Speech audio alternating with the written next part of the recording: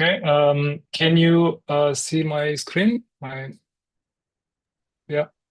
Yes, we can see it. Okay, perfect. So we can start, I guess.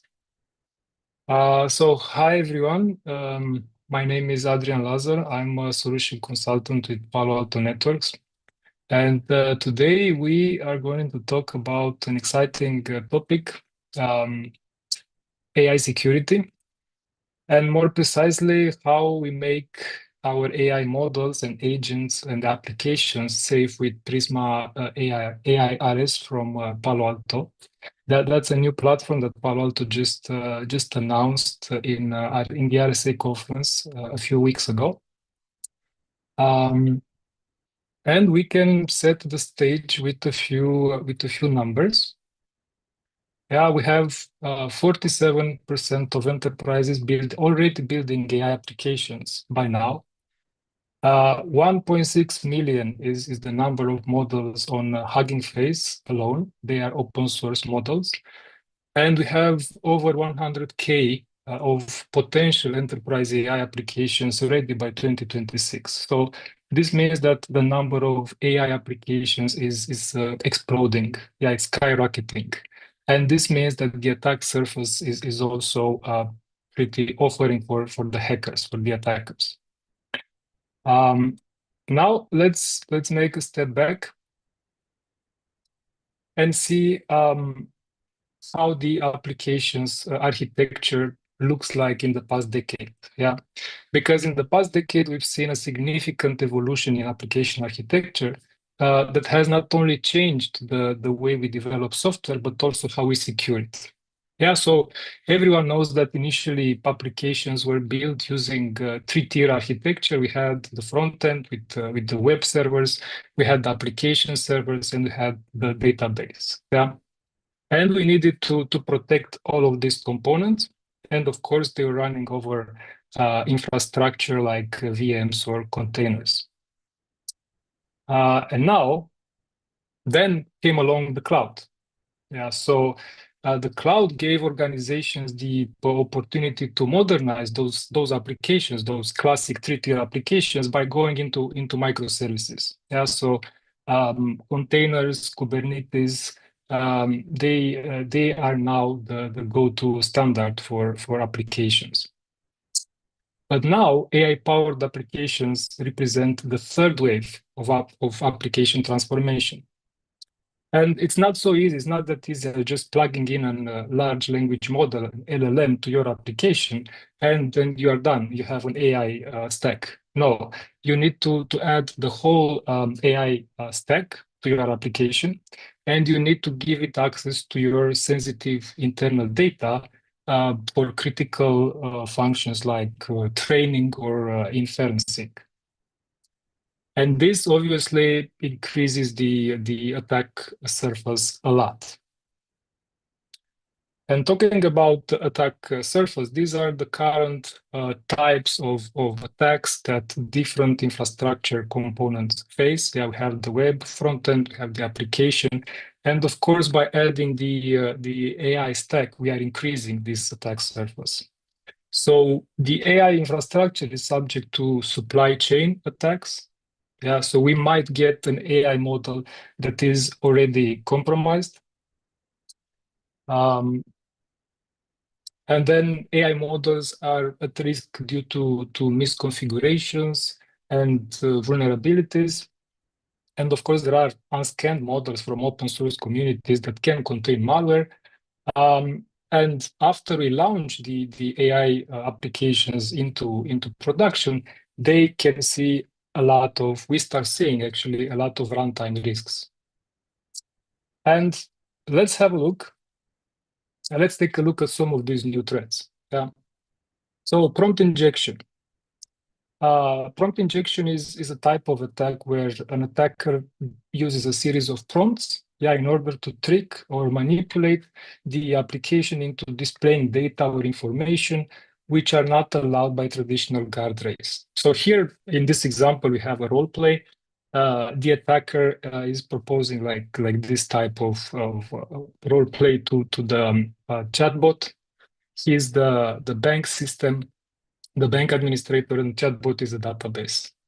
And at the end of the day, the database, meaning the chatbot, is giving up some important, some real information about some accounts that the attacker can leverage then in his attack. And then we have insecure outputs.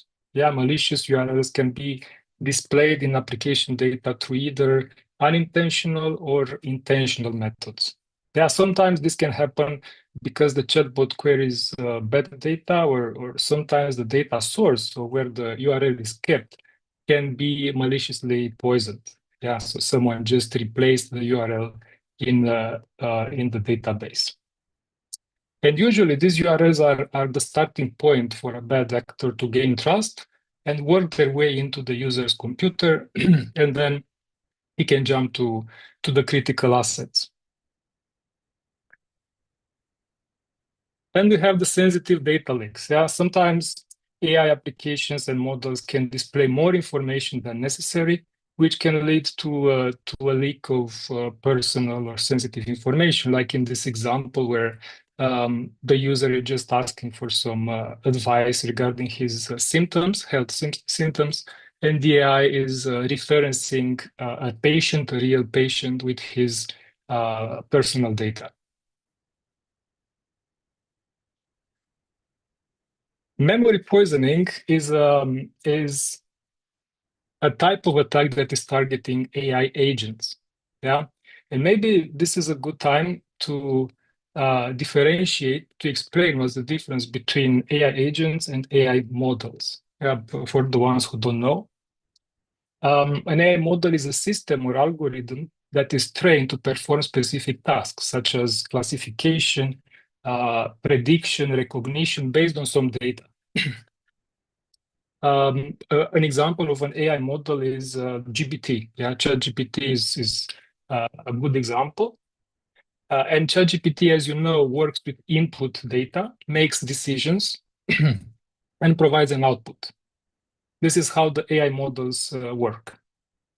An AI agent, on the other hand, is a more autonomous system that can perceive its environment, so it can interact with the real world. It can make decisions and take actions to achieve a goal. For example, Microsoft Copilot is an AI agent because he's interacting with your email inbox, with your calendar. And another good example of AI agent is the autonomous car driving agent. And he's really interacting with reality, because if he will make a mistake, then the consequences will be dramatic. So this this memory poisoning is targeting the memory of those AI agents, and the attacker just want to exploit the memory capabilities by corrupting or altering stored information, so including past interactions and context data. Imagine that someone is altering the memory of the autonomous driving car AI agent, and he doesn't remember the difference between a human being and a tree. Yeah, so that would be really dramatic. And then we have tool misuse, still related to AI agents. Attackers can also can exploit AI agents' access to the company tools. Yeah, and this occurs when attackers manipulate an AI agent's instruction processing to abuse its authorized capabilities towards some tools. Yeah, so in this example, we have a booking type of AI agent, and someone is referencing his booking, hotel booking or trip booking function. And with crafting the prompts, he manages to book 500 seats in Dubai, and he will only pay for one, because the AI agent has full access to the backend systems. Okay, so now we've seen all these examples, and we can deduce what's needed for a comprehensive AI security. So first of all, we need to be able to scan our AI models.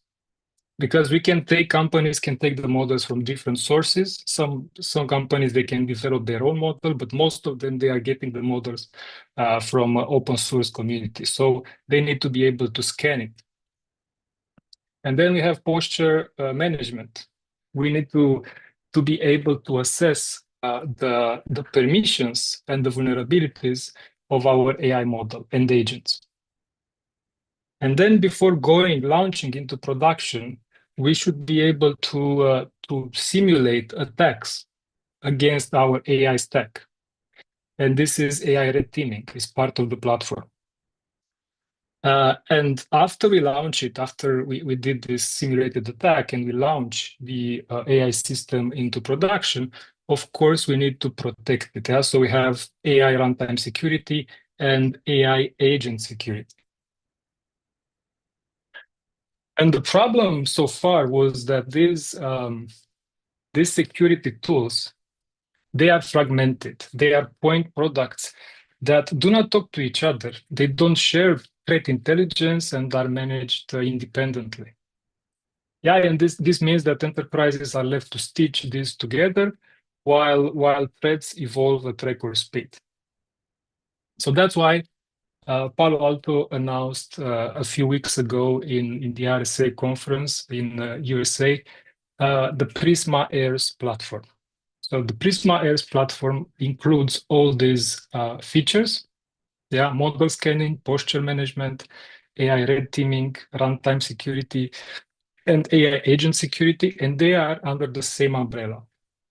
They are sharing threat information, they are sharing a GUI, so they are very easy to operate in a centralized way.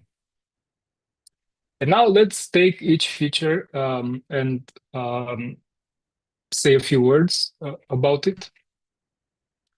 AI scanning or model scanning. So in traditional security, we scan code and we scan infrastructure for vulnerabilities. Yeah, this is a common thing to do that every company knows and is already doing. But in AI models, the risks are even hidden deeper. Yeah, so the risk can be hidden in the training data, in the model architecture, or in the model behavior. So therefore, every model must be scanned to ensure it is safe, it is secure, and clean before it ever reaches production. So here I have a nice example with a company, a financial institution that was developing his own AI agent online. And the AI agent was designed to detect fraud in financial transactions. Yeah, and of course they started with a model that was acquired from a third party. Yeah, they didn't develop their own model in house. And a few weeks before the launch, someone came with the idea, okay, but before we launch it, let's scan it. And they did. They used the scanning, an AI scanning tool to scan the system, the AI model. And they found that the model had a vulnerability in the AI decision making itself. We can call it AI DNA. So it was flawed at the core.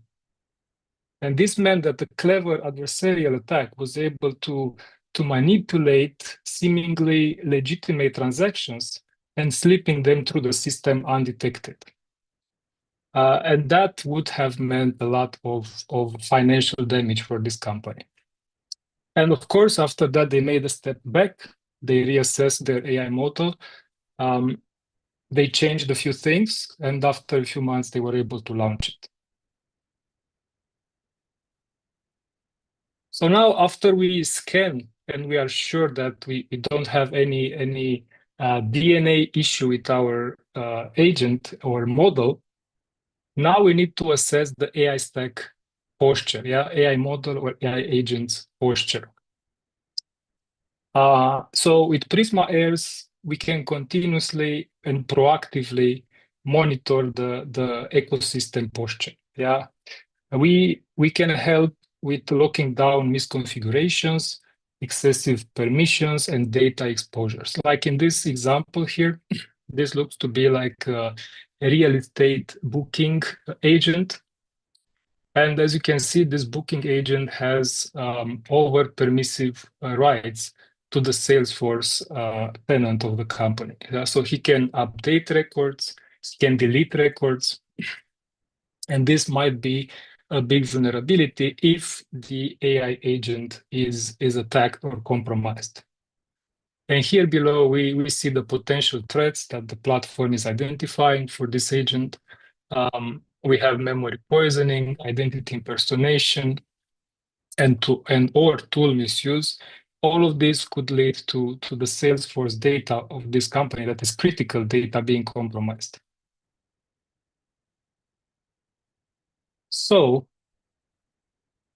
after we scanned our model and we assessed the model posture into our infrastructure with permissions and with vulnerabilities, the next step before we launch it into production is to scan to attack it.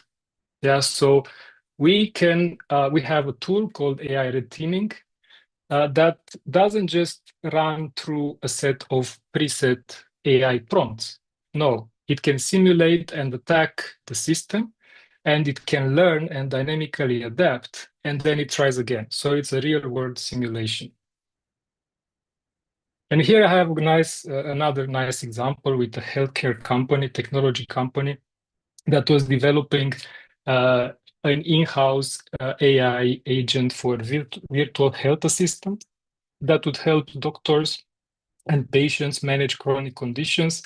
It could schedule appointments or provide health recommendations. Yeah, it was a nice healthcare AI agent. And as you can imagine, this type of AI agent was dealing with a lot of sensitive data, like diagnosis, health records, medical information of all sorts. And again, a few days before the launch, they thought about actually simulating an attack, a real-world attack on their agent before launching into production. And what they did, they of course employed a company that was doing that because they didn't have this type of tool in their hands. Prisma AIRS didn't exist back then. And they started with manipulated prompts. So trying to trick the AI into providing incorrect health advice or giving up health data. And they also tested the AI integrity. So they tested the system's resilience to model poisoning. Model poisoning being a technique where attackers subtly alter the training data to introduce biases or errors into the model. So they did all that, but at the end, they obviously saw that their AI model is vulnerable to some prompts, crafted prompts. They were able to fix the issue at the end of the day after a few weeks, and they were able to launch it. But they saw the utility of this type of attack simulation. Without it, they would have lost a lot.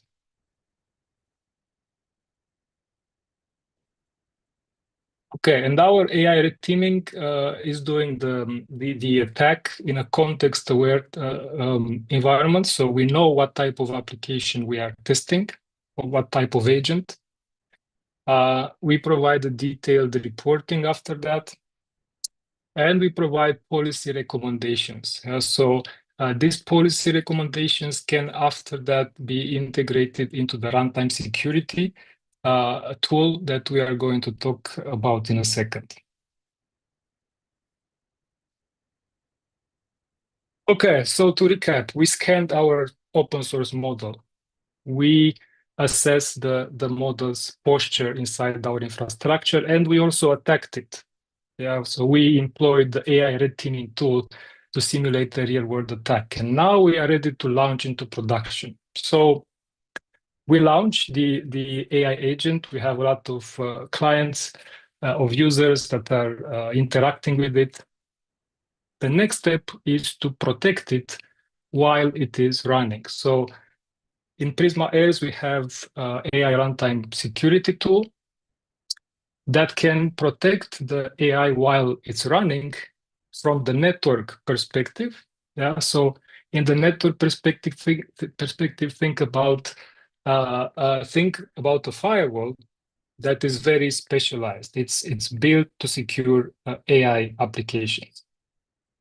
And this firewall sits in the middle of the AI stack, and it can see all communications between the AI components, yeah, between the agents and the database, for example, agents to models, users to agents, and so on. So it can see all communication related to the AI stack.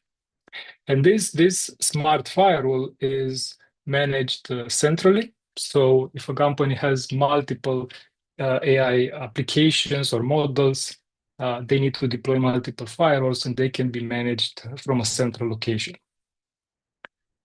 And then we can protect the AI model or application from inside. Yeah, we call it developer-centric. We are able to deploy a generated API key, and this API key is embedded within the code base. And this API key is able to analyze the prompts and the responses. Of course, the API key is compatible with any type of LLM, and it can display custom error responses based on detected threat. Yeah, so it's basically a monitoring feature from the inside. We are able to see how the AI agent or the AI model is doing from the code.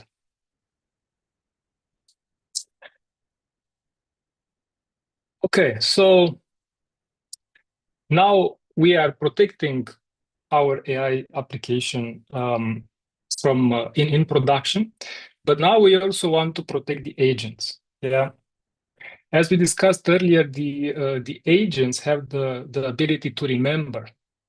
They have the ability to plan and to act on your behalf. So here in the right, you see a list of AI agents on the market today. They are not just built by developers. Agent platforms have made it so easy for anyone to build one using your company's data. So it's it's not extremely easy, but for someone smart, it's fairly easy to build an agent. And the agents are prone to attacks like memory poisoning, tool misuse, and identity impersonation that we discussed about earlier. And what we can do about it? First of all, we need to make sure that our agents stay aligned to our business. Secondly, we don't want our agents to generate harmful or toxic outputs. Yeah, we don't want them to talk about competitors, for example, or start giving instructions on how to build a bomb. That would be very bad. The agent usually has a job to do, and we want to make sure it carries out properly. Lastly, we don't want our agents to hallucinate or to give outputs that deviate from knowledge sources. Yeah, we want them to be accurate in the information they provide. And Prisma AIRS can make sure this happens.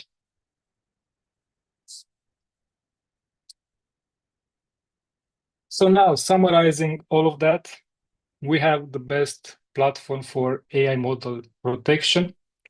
I would say not only the best, but the single platform that includes all these features. We can protect the AI data as well with 1,000 plus predefined data patterns. We can also protect AI applications and AI agents. All of this in one unified platform. Thank you very much. I will give the mic or the scene to my colleague Keith, and thank you for spending 30 minutes with us.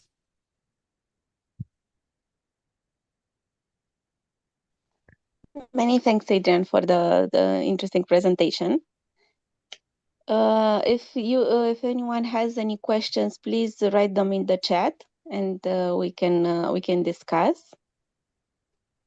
If not, I have maybe one question, Adrian, if you have a couple of minutes. Yeah, sure. Yeah.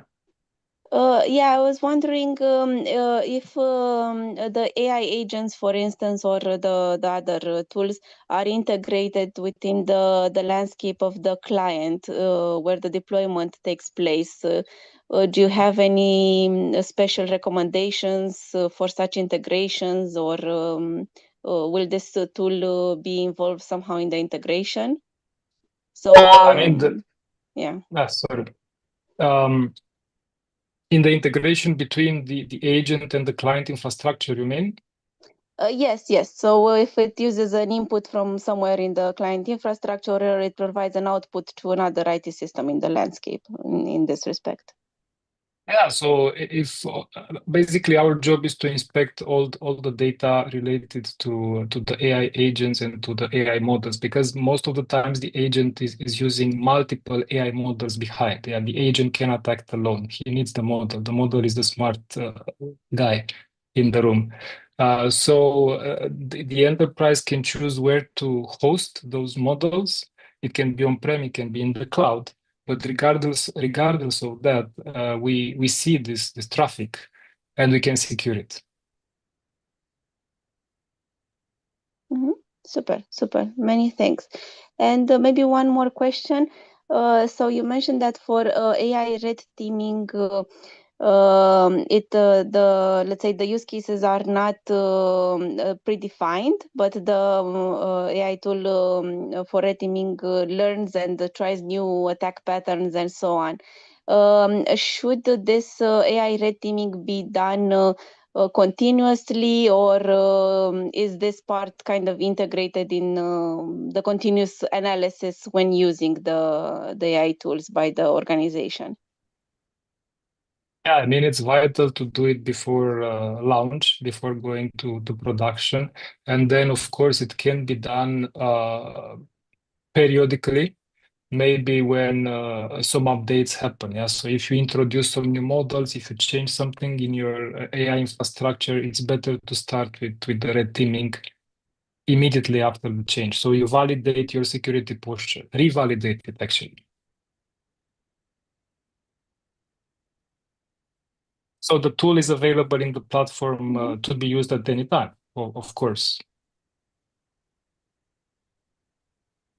Okay, okay, super. Many thanks. These were the, let's say, the questions from my side. Very interesting tool, and looking forward to see use cases and have more presentation on it as things develop. Yeah, thank you. Super. Now we have our second speaker for this evening, Keith, who will be speaking about Cybersecurity Academy, and I'll let you, Keith, say a few words about yourself and to start the presentation. Absolutely. Firstly, I want to say thank you so much for the invite. I'm so honored to be able to present here today. I want to also call out the amazing presentation that Adrian just made.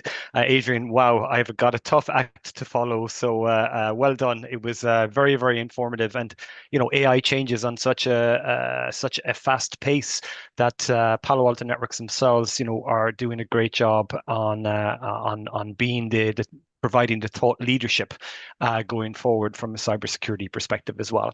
So good afternoon, good evening to everybody. My name is Keith Cantillon. I am the technical manager of the Cybersecurity Academy for Palo Alto Networks. I am an Irishman, but I live here in the Netherlands for the last 6 years. Work brought me here to the Netherlands with it, and yeah, it's been an absolute whirlwind journey for the academy perspective in Palo Alto Networks as well. And we've got so many academy partners throughout the world that we support and help on an everyday basis.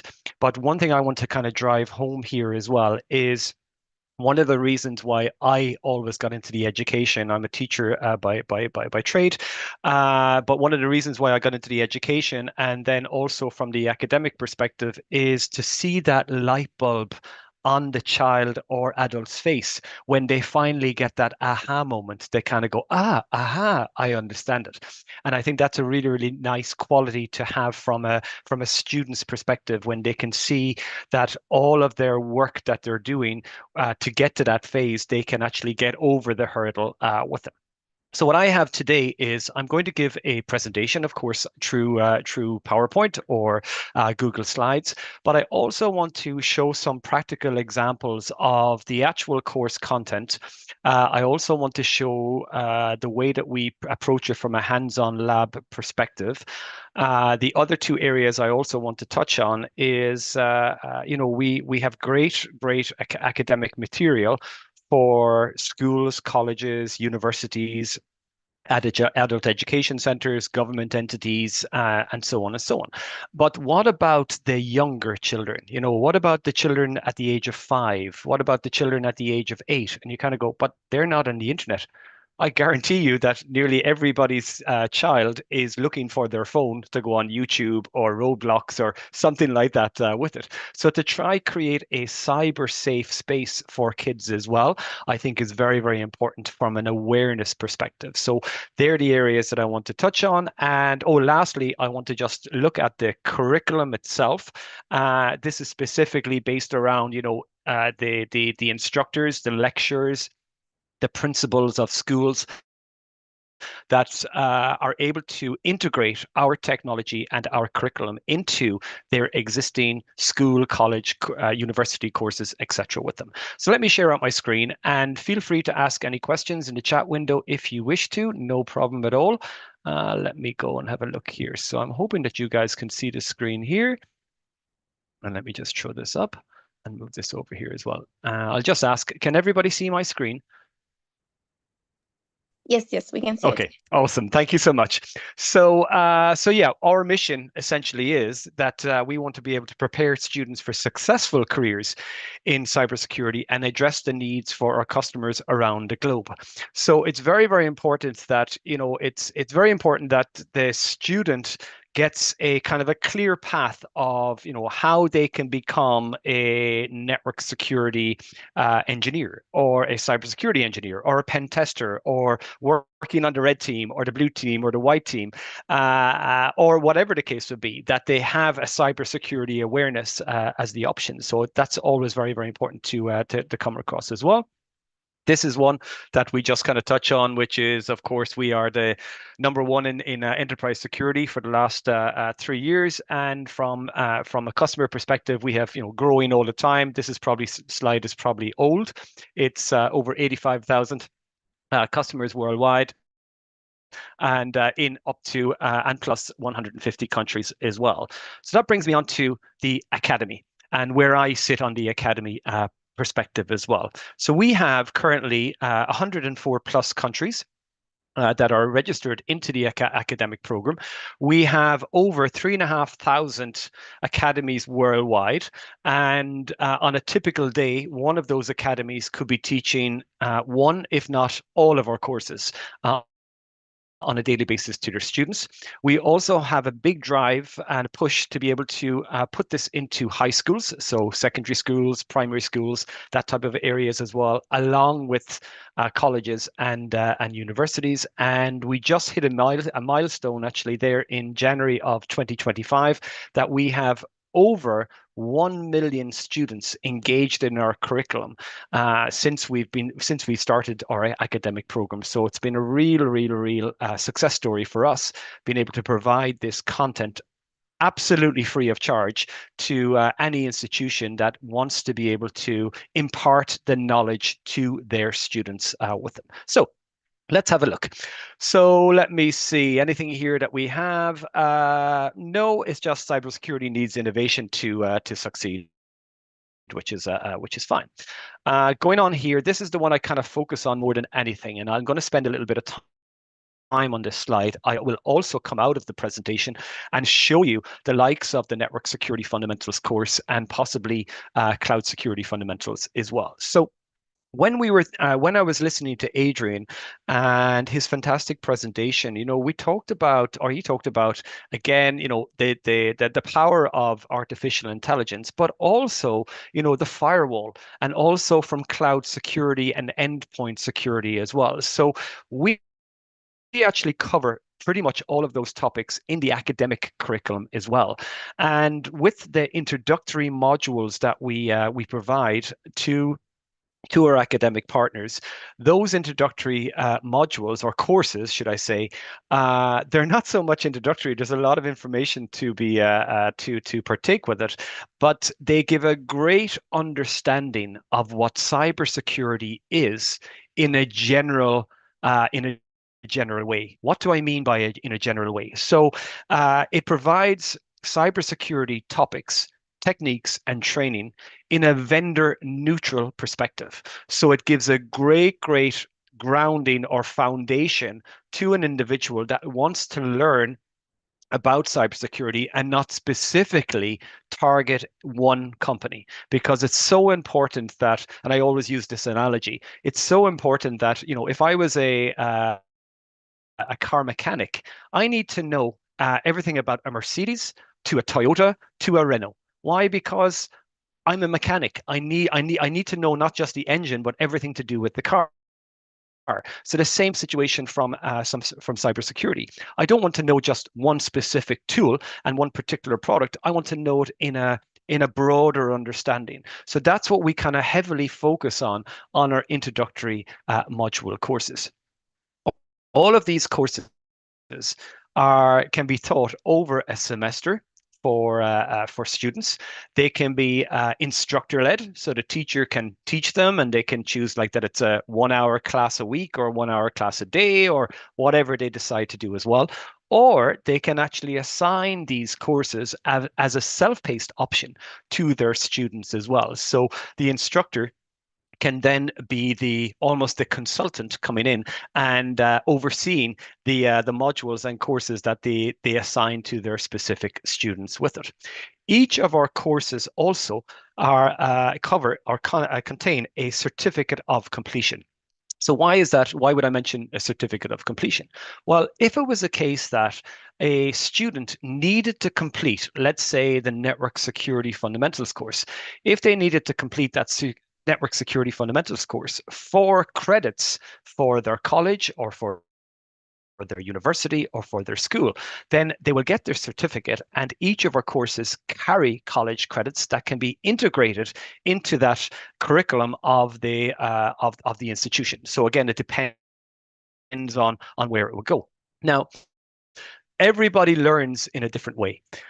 For instance, what I do when I learn, I read the book, I read the manual, I read the computer the hardback, whatever the scenario is. I underline what I need, and then I summarize those underlying topics in my own words. That's how it goes into my head, essentially, with it. But other people like to be able to look at video content. They might want to be able to do it from an e-learning perspective. But one of the most defining factors, whether you learn by reading, whether you learn by video, whether you learn by audio, is learn by doing. And that is super, super important, that we give and offer free hands-on labs to reinforce every single course that we do inside in the Academy program. So the student not only gets theory, video, assignments, labs, exercises, etc. with them, but they also get that hands-on experience of being able to troubleshoot, be able to configure, be able to play around with our products in an everyday scenario as well. And all of that is free to any institution that wishes to be able to enroll in the Academy program. So that is our introductory courses. I'm going to pause for a moment and I'm going to jump out of here, and I want to actually show you one of these courses with it. So I think it's a network security fundamentals course that I've chosen. But before I do that, what I'm actually going to do here is I want to pop down here for 1 second and let me show you here. Security, no, we'd go back up. It was the top one, my apologies. Yes, there we go. The Network Security Fundamentals course. And you'll notice that it's, what job is associated with a course like this? What could an individual do after stepping through this course? Now, again, it doesn't say that if you only do this course, then you will be the technical support associate or the help desk associate. Of course, you need your full college education, etc., as well with them. But we assign our courses to an infrastructure called a nice-NIST infrastructure. It's a US-based institution that aligns our curriculum, and we've aligned our specific tasks to these work roles, so an individual can get a great understanding of how and what they would need to be a network admin associate or a cybersecurity specialist. For instance, these are some of the objectives that they do. I'm not going to go into it because I'm going to show you the course in a moment. But what I wanted to show you down here was this course is level introduction. It is a duration of 4 credits or 60 contact hours. So the student can, work on this for a couple of months. They can work on it for a couple of days, whatever they decide to do on it. And as I mentioned there, it is instructor-led or self-paced. If it's instructor-led, we provide on the academy, we provide frequently asked questions, instructor guides, and presentations for those instructors that they can teach it as an instructor-led training course as well, or they can assign it to their students as that self-paced option. So I just wanted to talk about those credits, and that's what I mentioned there a moment ago, is that if the individual completes the individual course here, they'll get a certificate of completion. That certificate of completion will allow them to, let me get rid of that one, will allow them then to be able to get their 4 credits for whatever course that they're doing, college, school, university, etc., as well with those. So let me show you the actual course itself. So I've just created one here quite quickly, and I'm not going to look at the front page here, but what I want to show you is going down here on the way that we structure our courses. And how we do that is we do it on a platform called Moodle. It's very similar to Blackboard or Canvas. A lot of institutions use it because it can be free for those institutions to work with. The institution themselves don't need to house any of this curriculum on their own learning management system. They can export it and import it to their own system if they wish to, but we can keep everything for them, and we assign those instructors, and they have full autonomy or full access and customization techniques to these courses as well with it. So let's reframe this. So if we think of the connected globe, we think of the module that I was talking about. So if I said, okay, the student wants to learn by reading. Okay, we've got reading material. They can review, for instance, some introductory to networks, hubs versus switches, how a router works, depending on the part of the world and how you'd pronounce it. But also, you'll notice here that I have interactive connected globe e-learning, Internet of Things, discovery, video hubs, so many different areas that can be done, activities, and an assessment for each individual module. That's just one chapter in the course. Let me pop down to the next one, because I think this one would be more interesting for us. So if I look here again, we've got a reading or resources, etc.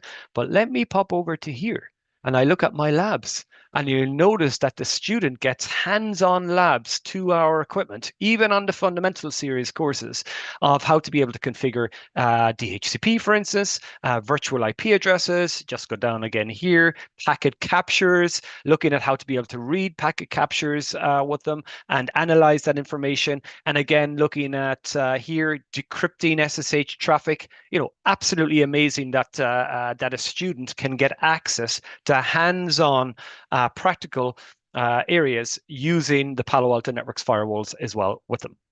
So that was just a quick synopsis of this area, and just to show you as well on the instructor guides, this is slightly different, but just to give you an idea, we have PCCT resources, so that would be the instructor resources, online proctoring videos. That's more for sorry, my apologies, here we go. It's here, faculty resources. We have, so sorry about that, we have network security fundamentals instructor guide, resources, FAQs, presentations, And we also have student certificate of completion. Why do I mention that? Is because not one size fits all. For instance, an instructor might decide to go, you know, Keith, this is a really good course, and I want to cover the hybrid data center option from a cloud perspective here, and I also want to cover some endpoint security in here, or maybe something with AI in here. So I can, as an instructor, I can request this course, and this course, and totally customize the modules myself. Our courses are delivered in the English language, but of course, I can change the browser to whatever regional settings I have, and a lot of the topics would translate into that language. However, if it was a case that, especially on the lower age groups, that English wouldn't be their first language, then we see a lot of our European partners that would actually go in and customize some areas in their local language for those students that that don't have a they understand English, but maybe not a working level yet, because they're just they're just learning. They're just a little bit young for those on it. So that's just something to be aware of from a customization as well. So we don't say that you have to cover module A to module Z. We would say to you that pick and choose what you want. Absolutely not a problem there with them. So all of this is all of our infrastructure is housed on our system. All of the labs are worked with our partner network development group, and everything here is totally free of charge for my favorite word in the English dictionary is free, totally free of charge for any academic institution that wishes to partner with Palo Alto Networks. We then go on to, and I'll cover the certifications in a moment, but we then go on to the more advanced topics. So this one was very much, building that foundation, getting the students on the steps of the stairs. So we now want to pick a topic. Maybe they want to be the network engineer, the cloud engineer, the SOC analyst. That's when I go deeper into the technology and deeper into the labs and more advanced topics, etc. with them. So if I think about the likes of the Firewall Essentials, the Firewall Essentials courses would cover the likes of decryption techniques. It would cover external authentication, analyzing logs, allowing customized application identifiers and content identifiers with them, making sure that the student knows from a hands-on practical exercises that they can configure and proactively respond to threats, whether they're known or unknown threats with them.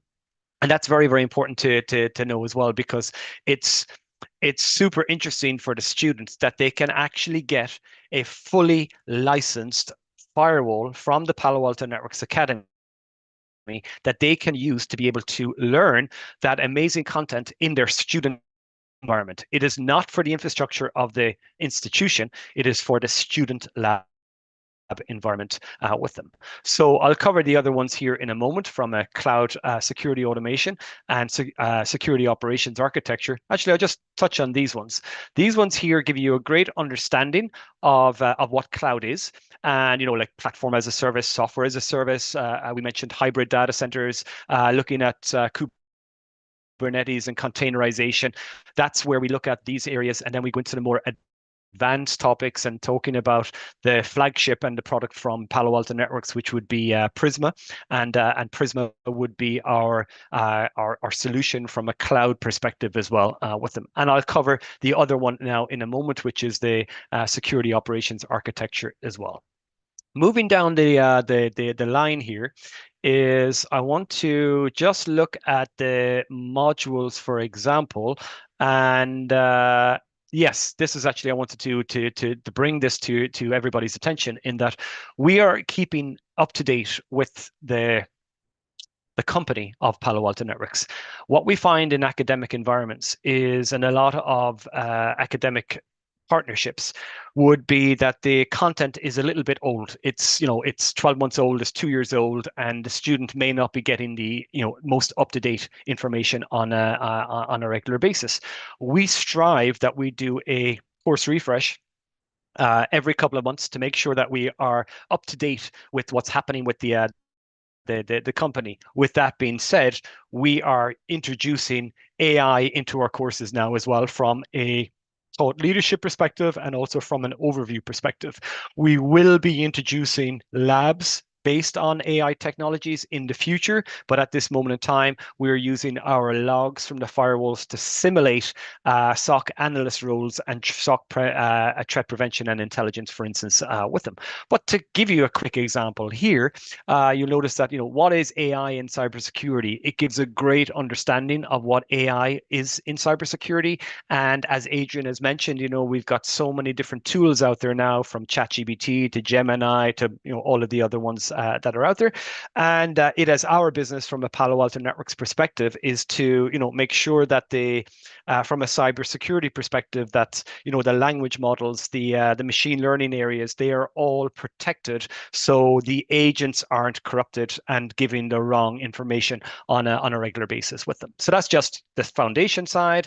If I look at over here on the security operations fundamentals, again, you'll see, for instance, the AI-driven security operations platform. So we'll be introducing the likes of XSOAR and XIM from a Palo Alto Networks perspective as well. But again, it's a high-level overview in these topics with them. Some of the labs which I've mentioned already a few moments ago, but just to give you a quick example on these, is network security fundamentals, looking at SSH traffic, here under the cloud security, denying international attackers, container vulnerability scanning, looking at the SecOps options. We'd be analyzing the firewall logs, securing endpoints, using dynamic block lists to be able to specifically choose, and these are all included.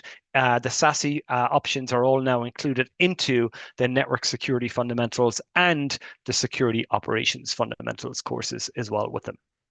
Okay, that brings me to the certifications. So with the certifications, we in the academy, we don't drive the certifications because we play the long game. We play that long game for the student, because a student wants to be able to learn over a semester, over a year, over 2 years, etc. with them. A lot of the time we would see that professionals would take micro courses, and they would take bootcamp courses, etc., to get a specific certification. By all means, do that on it. But from an academic perspective, as I said, we play that long game with them. So we provide a certificate of completion to any student that covers each of the individual courses.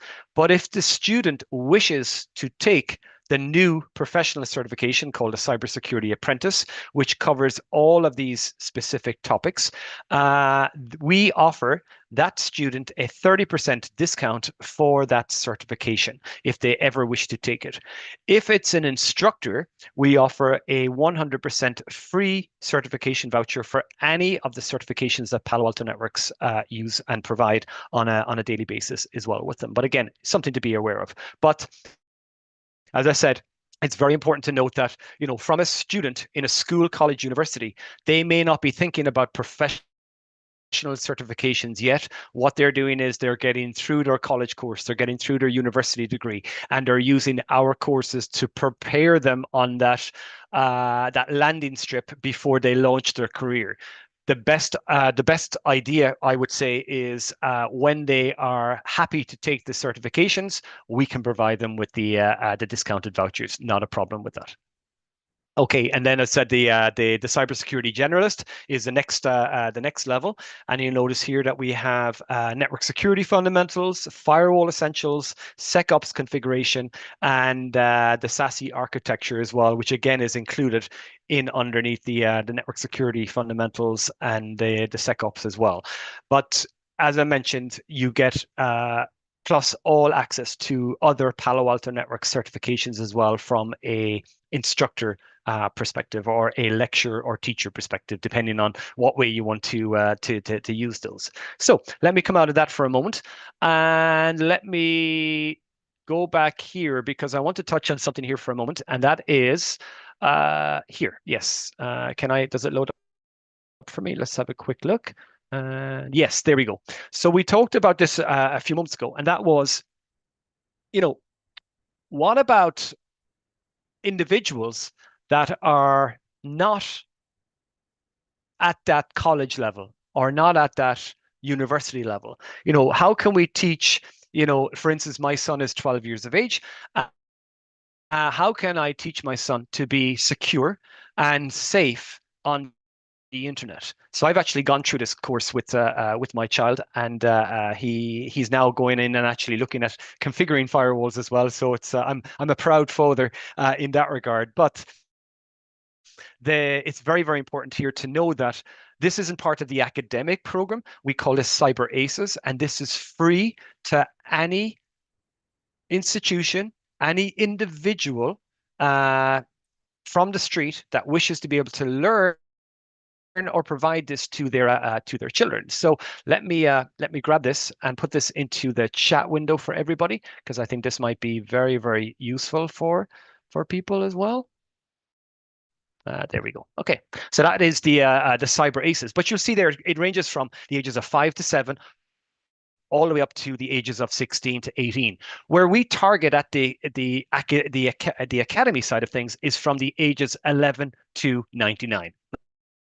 For instance, it's like Lego from the ages of 5 to 99 with it. But it's very, very important to know that we have exercises and areas that can be utilized and used for individuals and students as well. So, as I said, there's some amazing, amazing topics that can be worked with on this. And also, I'm not sure if these are in different languages, so I apologize on that. But this is also very, very nice to be able to have, and let me just grab, yeah, that's there as well, Cyber Safe Kids. I'll just put that one as well into the chat window. I thought that also was very, very useful. So again, it gives you some nice videos instead of maybe reading material, etc. with them. And a lot of this stuff here is exercises that they can use with paper, different items as well that they can work with. Okay, back to the presentation. So I just wanted to mention that as well. I thought it was super interesting to show it. Okay, so how would an academy, and we have many academies in Romania. I have been fortunate and lucky enough to be able to spend some quality time in your beautiful country from previous roles, and going to Cluj in Romania, for instance, with it to different the different areas as well. And yeah, it's just been amazing, and also to be able to visit some great institutions and academies, both from the military, Navy, and faculty resources within Romania. And I think I was there in 2019, I think it was as well. We had the European Cybersecurity Challenge that was run in Romania and Bucharest, and that was amazing as well to be able to attend that event.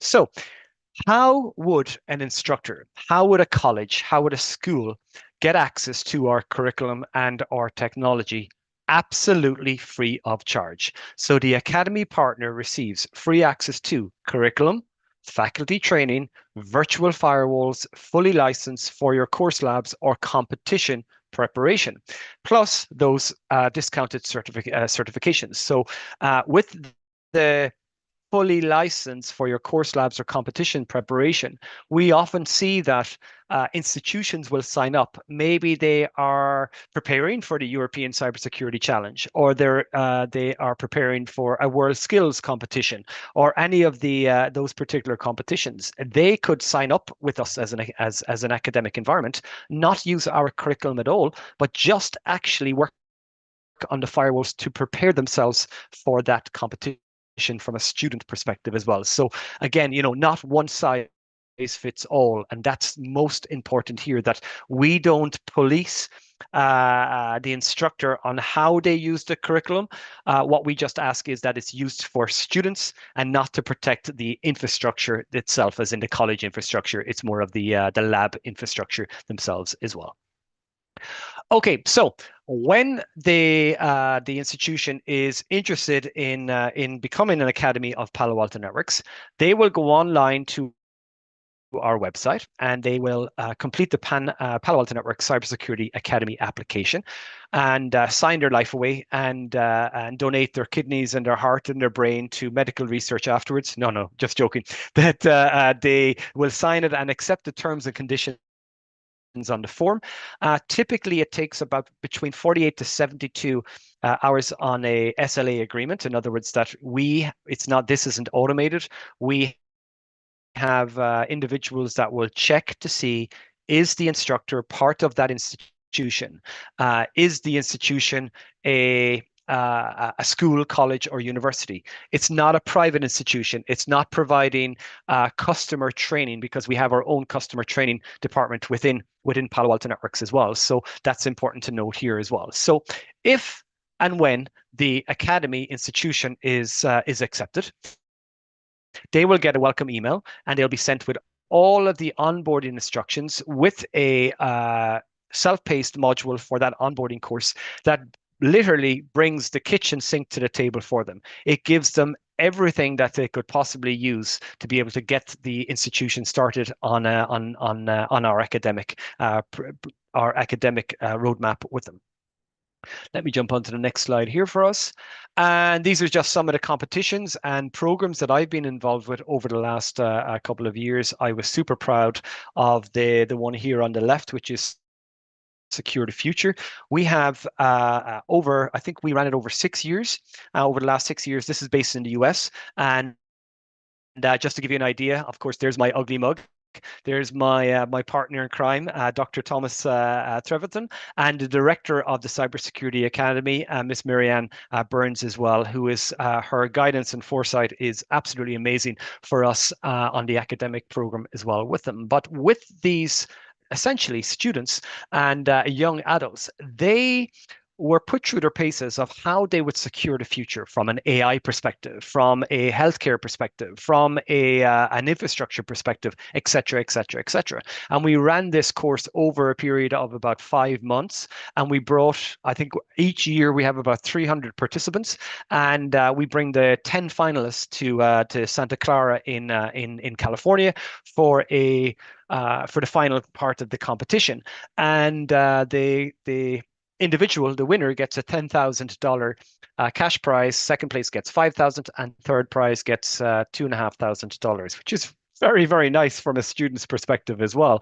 But what is really neat about this is if we have over 300 students applying for this course. It's only in the US in this particular one. We will be bringing it to EMEA over the next year, but at the moment it's in the US. But out of the, let's say 1,200 to 1,600 students that have gone through this, that we have already hired, I think, 11 of those students in successful roles within Palo Alto Networks in the US, which again is absolutely fantastic. And we have, out of those enrolled students as well, we have a lot of them that are working with our partners and with our customers as well. And every single one of them have learned so much in an everyday basis.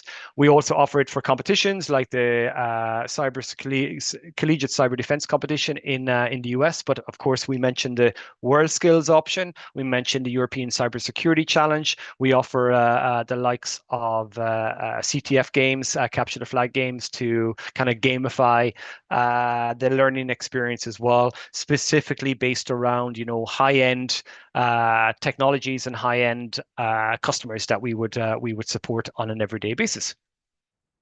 We also we've would you believe, we've hired an individual from the Virginia Department of the Blind. He's came in as an intern into the academic environment, and he is actually working with us now. He started on Monday, and what a success story for him that we converted our labs to be Braille ready for the visually impaired, that they were able to configure firewalls and configure tools that they were able to protect their network on an everyday basis. Absolutely, truly amazing that this can be done on just from that that foresight from my colleague and peer, which is Dr. Thomas Trevethan there as well.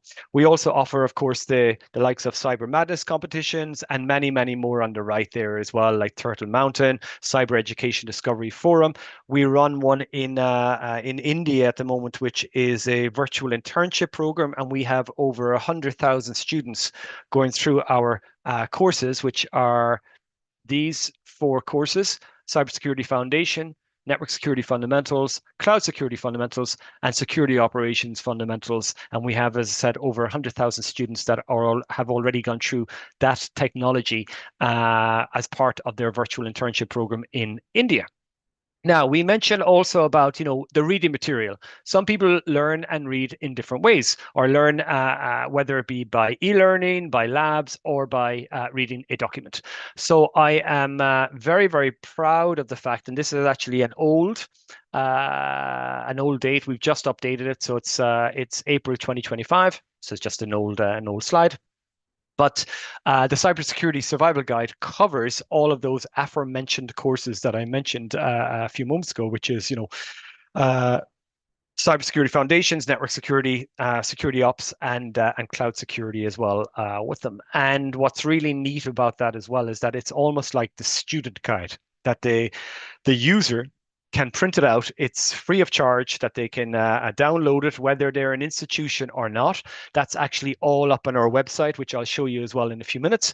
But it's super, super nice that the student can go in and look at it and get more information, possibly from the lab guide, or possibly from the e-learning content that they might get, again, read it in a different way. Everybody learns in a different approach with them. So let me just show you our website for a moment. Did I come out of it? I did. So let me just do this. Be easier for me. So here's our Cybersecurity Academy website. Let me just throw that also into the chat window. And just to give you a quick option here, you'll notice again, we've got different schools. We have educators. Going down again here, we can look at Align to NICE, free hands-on labs, updated with the latest technology. And here's the form to be able to apply. So they mainly have to read the terms and conditions and accept the terms and conditions to apply to become an academic institution of Palo Alto Networks. But what's also neat here is our curriculum and the different courses that we can have, and the advanced courses that we have. And then lastly, to download that curriculum that I actually looked at here, you can see that here as well as the example. And again, some of the areas and some of the testimonials that we've worked with, and actually one here is from Stanley College in the US. They've been using our technology for quite some time. And here is the Cybersecurity Survival Guide that anybody can download, and that is the latest one. And yes, so we saw there it was actually March 2025. My mistake. I thought it was May 2020. Sorry, April 2025. It was actually March. How time flies when you're having fun in the academy itself. The other one I wanted to just touch on here with the Academy is under the learners. I think it's under the learners. And let me just grab here. No, it's not under learners. Sorry, my apologies. Just grab one here for us. It is, yeah, find a school. So if I was to click on find a school, you can see here, for instance, all of the schools that we have. And let's say if it was in, for example, in Romania, and going down to the AIRS that we have in Romania, you'll notice that we have quite a lot of schools and colleges in Romania that we already work with in Bucharest, Bacău. Let me see. We have Galati. Apologies on my pronunciations if it's incorrect, but you'll notice that we have a lot of schools that are already in there and are quite heavily engaged on a regular basis as well, requesting our courses, etc. with them. So that's, again, just jumping back here on our presentation, because there are a couple of areas that I want to talk about here in a moment. Yes. So before I move on to my next topic, do you have any questions for me? Is there anything that is unclear? Is there anything that you'd like to get more information about?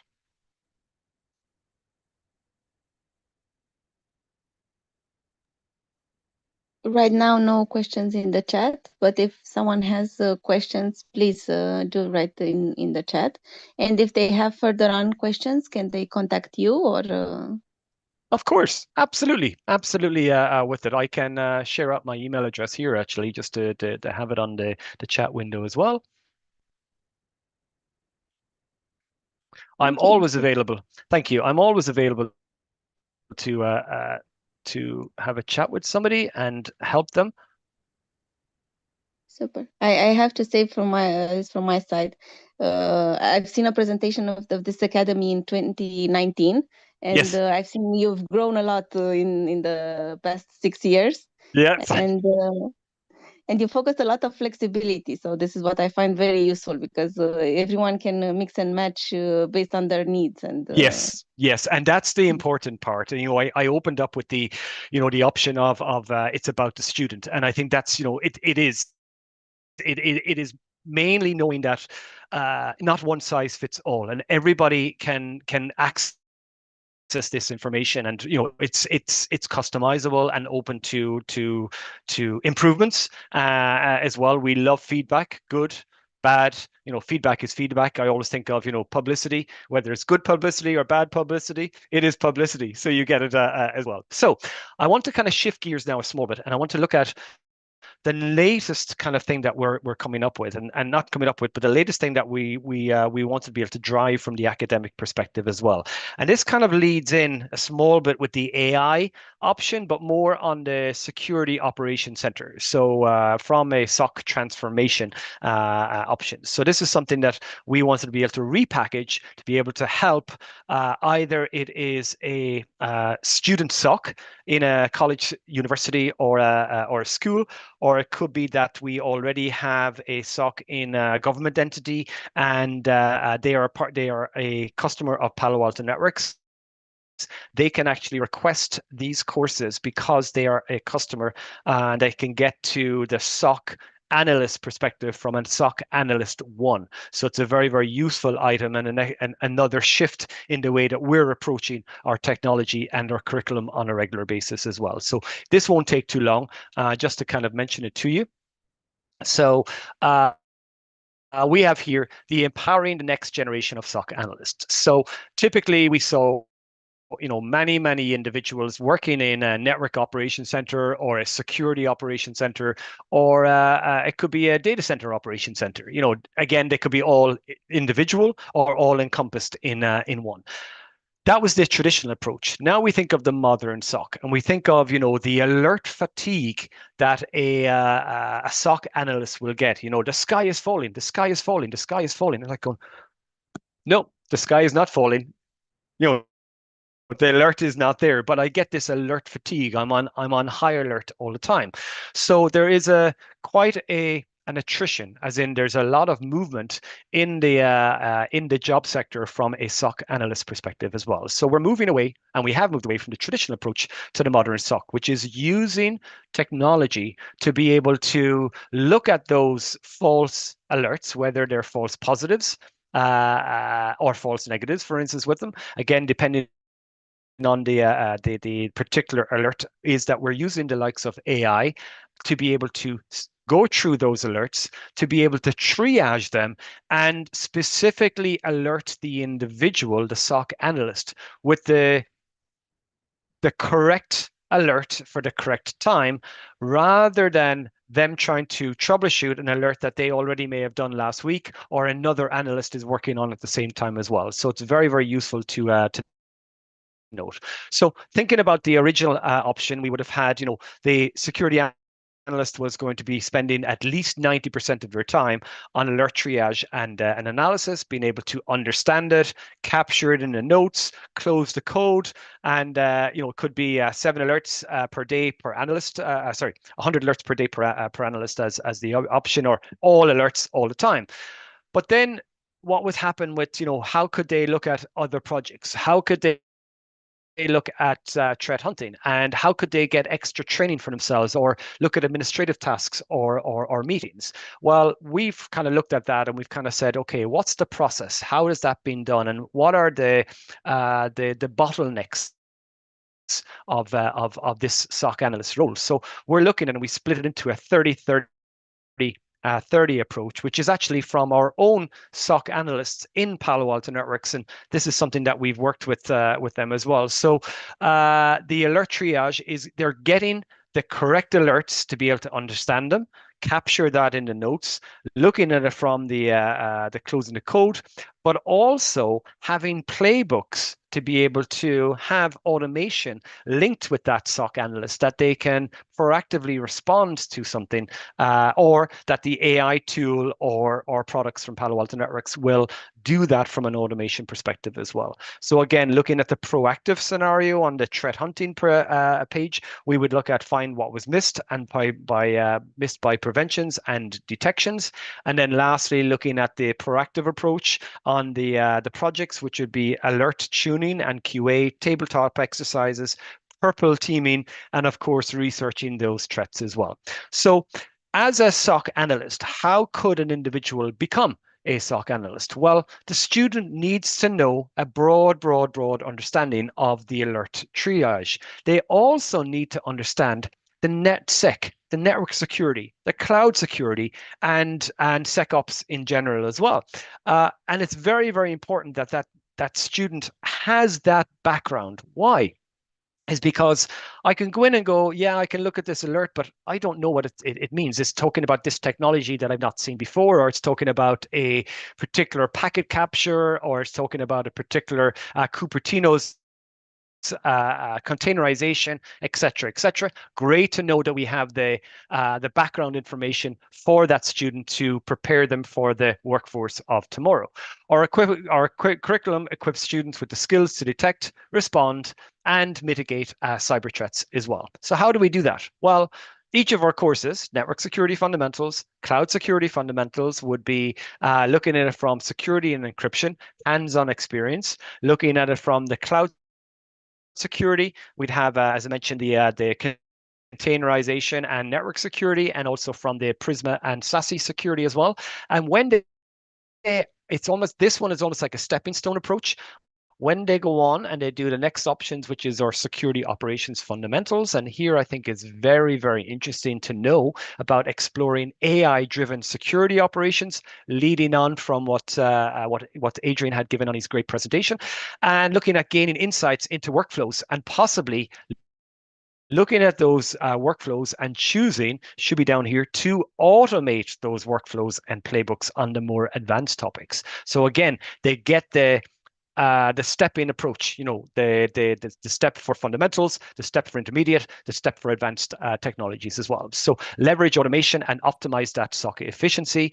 And then, of course, looking at it from the security operations architecture, describing how the threat intel and playbooks specifically link and automate controls with the MITRE attack stage from a SOC analyst perspective. And of course, lastly, discovering how our platformization would help on an everyday basis from a Cortex XIM, unites SOC capabilities that include XDR, security operation architecture, SIEM, ASMs, and others into a single SecOps platform that Adrian was talking about before as well.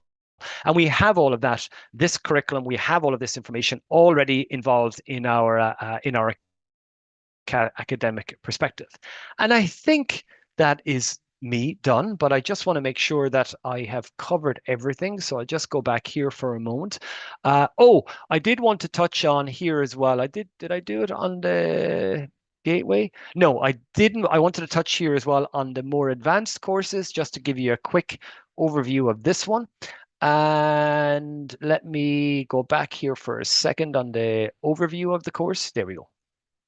And for instance, on this course, you'll notice that I get like the likes of security policies, network address translation, and then faculty resources. And again, I want to just drive this home to everyone that we have module presentations for the instructors, instructor FAQs, course completion certificates. If they customize the course, they can do that. Everything is automated in that they can do their module quizzes and their final exam to get their automated certificate within the system, so the instructor doesn't have to do anything. But down here as well is the OVA files. And the OVA files that we offer are, for instance, if I grab them here, are they here? Licenses, instructions. Let me just try, is it this one? Yes. And you'll notice here that I have all of the OVA files. So you'll see that I've got OVAs for the firewalls, for group policy options, or Global Protect. Sorry, my apologies, not group policy. Global Protect, we have our VMs that can be loaded into the infrastructure if they didn't want to use the network development group as well with them. And of course, we offer licenses for fully bundled options as well with them. So again, very, very comprehensive and interesting to say the least. I would like to say again, from my side, it's been an absolute pleasure to present to you today. I hope that I've given you a good overview of the academic program, but it's so important again that, you know, we are enabling the future cybersecurity heroes of tomorrow. And the way that, you know, the world has been going over the last couple of years from a cybersecurity perspective as well, you know, we need more and more cybersecurity professionals, because, you know, to fill that cybersecurity gap, that's worldwide, not just in an individual country with them. So if anybody ever wants to be able to reach out to me, I've shared out my my email address there. Look me up on LinkedIn. If there's anything that you'd like me to present or work with you from a thought leadership perspective, please feel free to reach out to me. And again, thank you so much for giving me this platform, and also for bearing with me as I talked through the presentation. So just to mention again, if anybody's any questions, feel free to ask. Many thanks, Keith, for the presentation. So if you have questions, please ask in the chat, and we will discuss them. In the meantime, I would like to say big thanks from my side for explaining and going through all of the items that you have. I especially liked, aside from the flexibility, the fact that you have something for children of smaller, Yes. a small age, let's say, in order to prepare them, and to go age by age group by age group, and to knowing more and more about the technology and how it all fits together. And also about the hands-on, because this is the most important part, to not only learn things theoretically, but also see how they work in practice, and get your hands on the configurations and so on. So Yes, correct. you're doing a wonderful job. Thank you. Thank you. If you have later on questions, keep the email address. Good. So many thanks to Adrian and to Keith for the presentations today, and especially thanks to Magda for organizing, and for the partnership with Palo Alto. If you have any, let's say, last remarks before we close the event.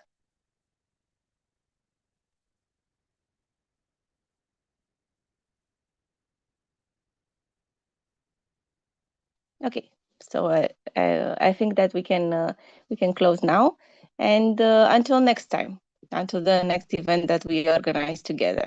Many thanks all for participating. Yeah, thank you, everyone. Enjoy the evening.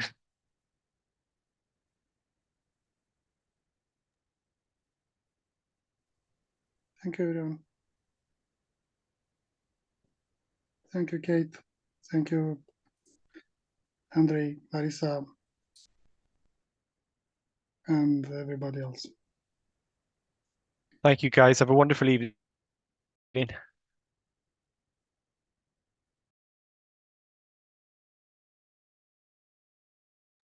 You too. Bye. Bye-bye. Bye.